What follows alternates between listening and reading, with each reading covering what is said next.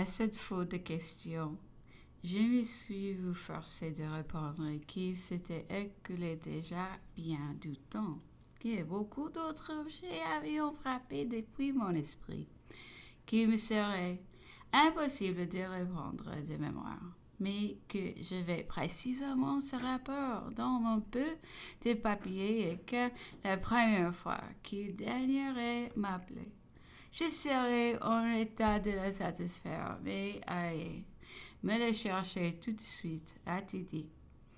Les choses ne fructifient que quand elles sont appliquées à propos.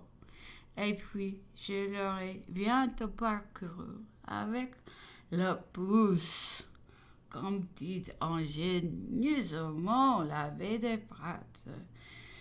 Bien que dire vrai, je n'aime pas trop aujourd'hui à m'occuper de pareils objets. Et me rappelons la moutarde après dîner. En 2 minutes, se reperfusant ses yeux. Eh bien, me dit-il, l'empereur en fort peu. 10 minutes aussi, car on eût dit réellement qu'il avait à peine fuité. Eh bien, cela ne ressemble en effet en rien à l'Angleterre. Toutefois, notre organisation avait été manquée. Je l'avais bien soupçonné. Ainsi, peu cela que je vous avais envoyé en mission. Votre rapport eût parfaitement répondu à mes vues.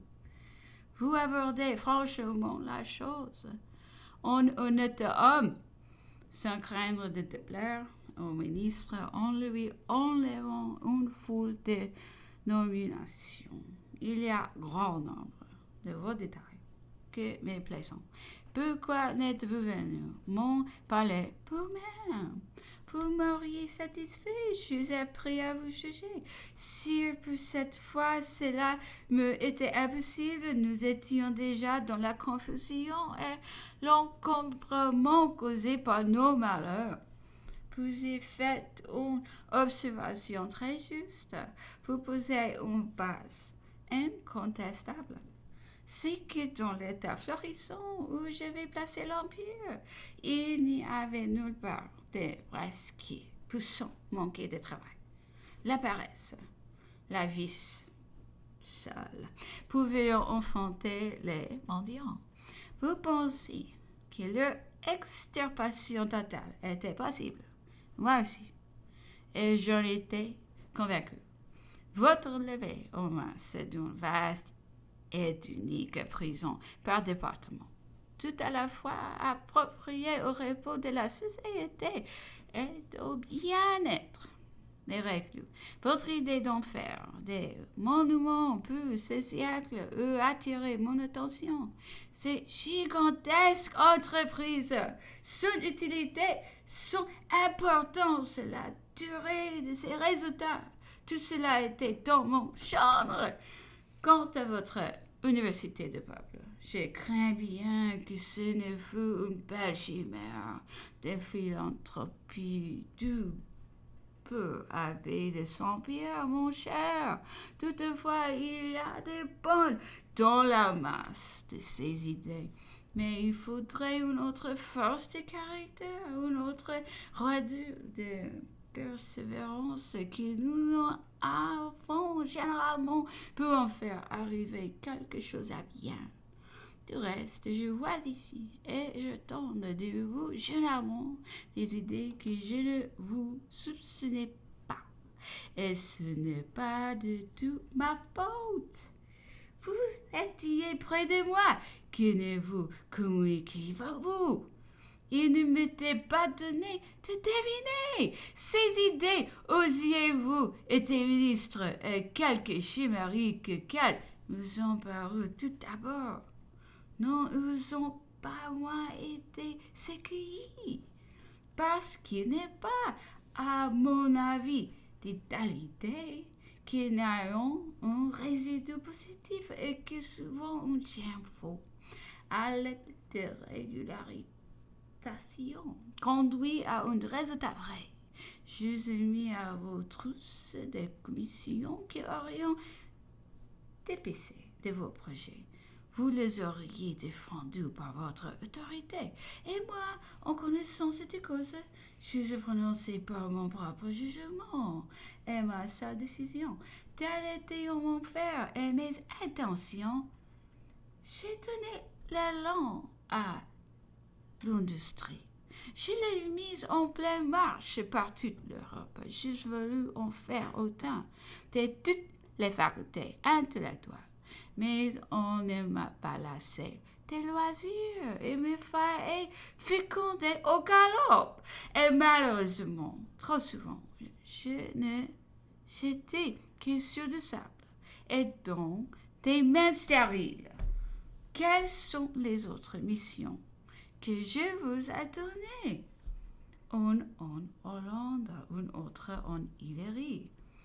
En avez-vous les rapports? Oui, sire. Allez me les chercher.